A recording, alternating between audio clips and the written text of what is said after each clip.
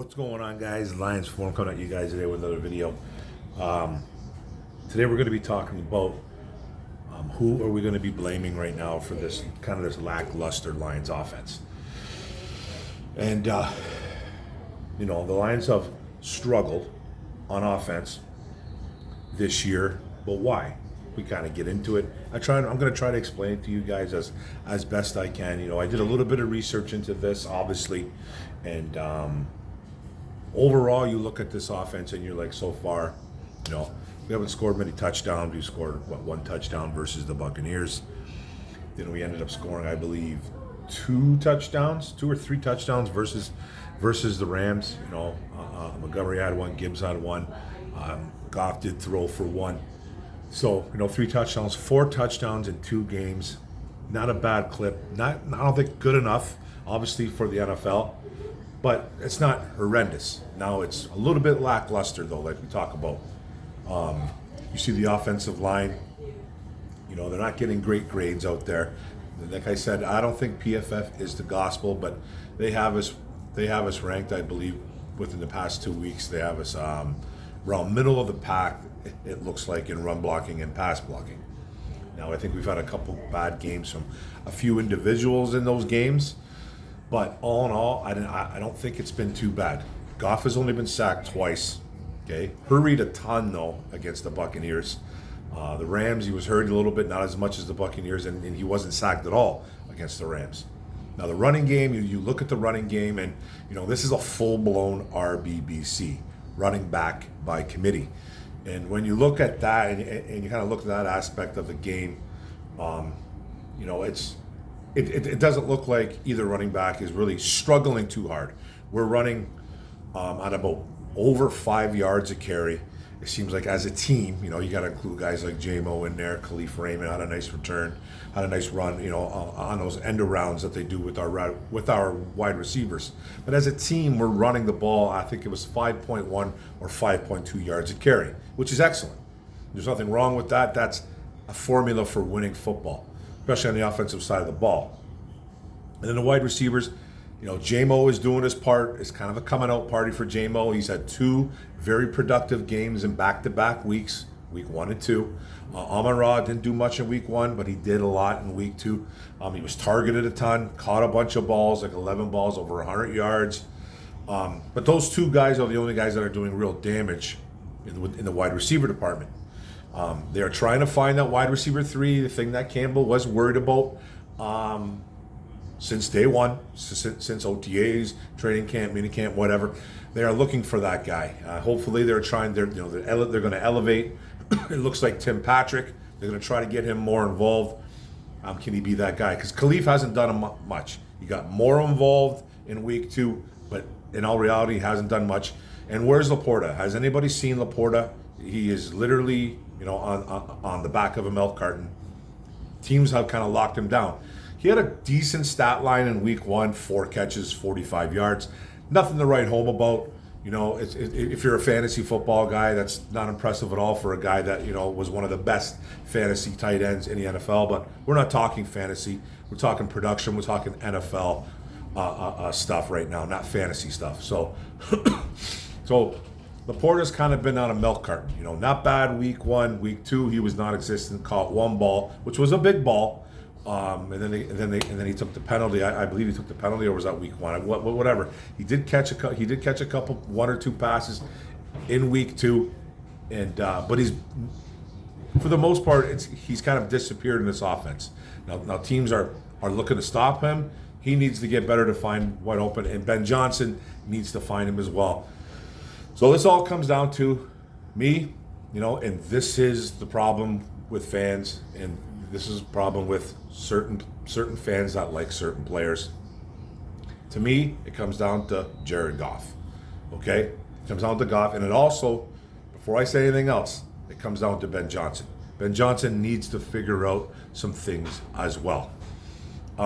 Jared Goff has not been good for 2 games. I made a video. I believe it was the aftermath video that I do after every single game, saying that Jared Goff had a meh game. He didn't have a great game. He didn't have a horrible game. Didn't have a good game. Didn't have a bad game. It was kind of in between for me.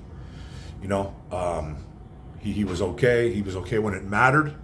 Um, Game 2, he was terrible. He was terrible. Yes, he was getting pressured a ton. He got hit 10 times and over, sacked 0 times, but pressured a ton. Pressured a ton in that Tampa Bay game. And when Goff gets pressured, it's a lot different than getting blitz. Him again versus the blitz. Versus the blitz, he finds guys. When he's pressured, guys in his face, he kind of melts down. He had a couple bad balls that he threw in that Tampa Bay game that were unacceptable. The one that Tim Patrick, apparently Tim Patrick, there's stuff out there saying that Tim Patrick may have ran the wrong route or stopped what he did, but somebody was in his face, Goff, and he threw that terrible ball. A couple of those picks, the JMO pick, there should have been a pass interference call. I do understand that. That was kind of bizarre that there was no call there. But in that game, he should have had 2 more picks for sure. There was 2 DBs that dropped two more interceptions in that game against the Tampa Bay Buccaneers, and 2 really bad throws. Now, you guys know my history with Jared Goff. When he first came into Motown, I was like, I hated it. I was a big Stafford fan. I still am. Don't want him to win when he plays against us, but I am a big Stafford fan. So I didn't like the trade. I thought we downgraded at the time. At the time, I thought we did.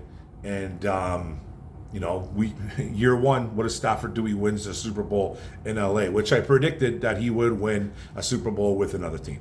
I said, the first team he goes to, he will win. Never said it was going to be in year 1, but I said whatever team he goes to, he will win a Super Bowl. And he did that. So I didn't like the trade. It took me a long time. It took me a long time to get really comfortable with Jared Goff. 2021, we saw really bad Jared Goff until the end of 2021, where he was better. He was better coming out. In 2022, I was still kind of not feeling the Jared Goff train, especially for the first few games of the season where we lost a ton of games. I was pretty much almost calling for Dan Campbell's head at one point in year 2. Because we went on that long streak of not winning again, and it was very disheartening, very upsetting to see that. And Goff wasn't great. He was good in a few of those games that we lost, but then he started playing big boy ball, and then we started winning football games. And I've kind of been on the train ever since. I just wanted to see him do better. I just wanted to see him get better, and it wasn't the case for the first almost a year and a half. In 2022, I got a little bit more on board at the end there when we rattled off all those wins. 2023, I was all Jared Goff. He's our guy. I called for the extension, everything.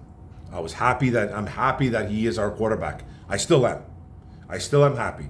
This is not a video where I'm calling for Jared Goff's head whatsoever. It's not Hendon Hooker time. It's not any of that stuff. I'm just saying we have to look at his play as of right now. And it's funny when you do this, people will tell you it's only week 2, lots of time left. There is, but this isn't baseball where there's 162 games. This isn't basketball or hockey where there's 82 games. The window is a lot smaller. The opportunities are a lot smaller. The chance to get better is a lot smaller. We are almost at a quarter, 2 more games, and we're at the quarter of the season being done already. Think about that. So you have to get better quicker than later. You can't wait. This isn't, like I said, this isn't any other professional sport. Goff overall has thrown for about 62.6% completion percentage. Not awful, not great. Should be a little bit higher. If you're an elite quarterback, which he isn't elite, but I still think he is a top 10 quarterback, just not playing like it. I still think he is. That needs to be higher. That needs to be 64, 65. I think it needs to be a little bit higher. He's thrown for 524 yards in 2 games. That's not that bad. It's 262 yards a game. In a throwing league, though, maybe it should be a little bit more, but it's not awful. Now, the interceptions are a problem. He's got 3 on the year, That's an average. You're going to throw 17, 18 interceptions. Is he going to throw that much? No, but I'm just talking per average. Now, when you look at his numbers, you look at this guy's numbers, and he's thrown one touchdown in 2 weeks. Now, there's no way on earth that he's only going to throw just 16, 17 touchdowns. I understand that. And I'm not calling for his head. I'm not. But he seems to be the main culprit right now. He just needs to be better. I don't think he's seeing the field very well. The pressures don't help. But I was at that game on Sunday versus the Buccaneers. It's easy for me to say, like I said, behind a bar, being 50 pounds overweight, it's a lot easy for me to say who I think is open. But there was a lot of guys open that he just is not seeing for some reason. I don't know what he's looking at. Even in the first game versus the Rams, St. Brown was open a lot in that game, and he wasn't getting him the ball. He wasn't not getting him the ball. He was throwing. He was check. It seems right now he's a little check down happy. No. I thought he's always been a decent quarterback at going off his reads, his first read, his second read, his third read. I've always thought he's been pretty good at that. Right now, early, it seems like he's not going through his progressions very well. I could be wrong. That's just from a fan base point of view. Now, like I said, easier said for me than anything else. But it just looks like he's a little check down happy right now. Now, I don't know what this is Ben Johnson's offense. This is Ben Johnson's offense. We're missing one guy from last year, Josh Reynolds. Now, I don't know if I want to hear, well, that's the missing ingredient, Josh Reynolds. Now, I know Josh Reynolds was a guy that was really comfortable with Jared Goff and vice versa. Goff loved him too as well. He had familiarity with him back when they were both Rams and all that jazz. This needs to get figured out. Now you got J-Mo taking most of his snaps, well, all of his snaps now, because Reynolds is gone. Reynolds is a Denver Bronco. But, that can't be the reason. That can't, and if it is, we're in for a long season. I'm hoping that's not it, because this is the exact same offense. Doesn't mean it's the exact same plays, but this is the exact same offense with all the same players, except for one or two guys. That's it. And those one or two guys are not main factors on this team. Now, the Lions have came out and said that they want Tim Patrick to be that number 3 now. They want to see him more involved. Ben Johnson came out and said, we're going to get him more involved now. Dan Campbell, voicing the same concerns, saying the same things about Patrick. Is that the issue? Is there just a lack of trust with Jared Goff, maybe not trusting some of his guys? It can't be a J-Mo thing, because he threw him the ball 11 times. He threw him and Ross St. Brown 19 times. Now, St. Brown caught 11 of those, and J-Mo caught 5 of those. So is he force feeding? Is he trying to force J-Mo on J-Mo? The trust issues seem to be gone, but what's going on? And then if that doesn't work, he's doing the check down, because he's not targeting Laporta. He's not really targeting Raymond, even though Raymond had 4 or 5 catches last week. But he's not targeting him. First week he was non-existent. He had one touch, and it was for 12 yards on an end around. And nobody else is getting any looks. Dave Montgomery looks like he's catching the ball a little bit more this year, but that's check down. Not everyone is a check down to the running backs, but majority of balls thrown to the running backs are check downs. Not all of them, though. Not all of them. I'm not saying that running backs are just secondary in the passing game, but whenever you see a quarterback kind of throwing the ball to the running back, it's usually a check down. Not every single time, though. So I don't want nobody to attack me on that. But, the defense has been doing its job. I'm kind of all over the place, but the defense has been doing its job. We kind of got gashed by the Rams. Still held them to 20 points, though. But, Stafford did his thing. They didn't run a ton on us. But Stafford killed us with Cooper Kupp and whoever else he could get the ball to. But Baker didn't do a lot of damage versus us through the air. 185 yards. Godwin got most of that with 117. But they held their own. Tampa didn't run on us well. The Rams didn't run on us well, even though they were a little bit better successfully. But teams are not running on us again. We are a top 5 unit in defense. Through the air, we've been pretty bad. So it's kind of, it has to fall on the offense. And I think a lot of guys have been doing their jobs. There's some guys we need to step up. We need a number 3. We need Laporta to figure out this thing. We need Ben Johnson to figure out how to get him open more. But this is a quarterback-driven league. Okay, this is a quarterback-driven league, and it has to be on Jared Goff, and it has to be on Ben Johnson. So I pointed a little bit more on Jared Goff not getting the job done. Doesn't mean I don't want him benched. I know there's people out there calling for Hendon Hooker.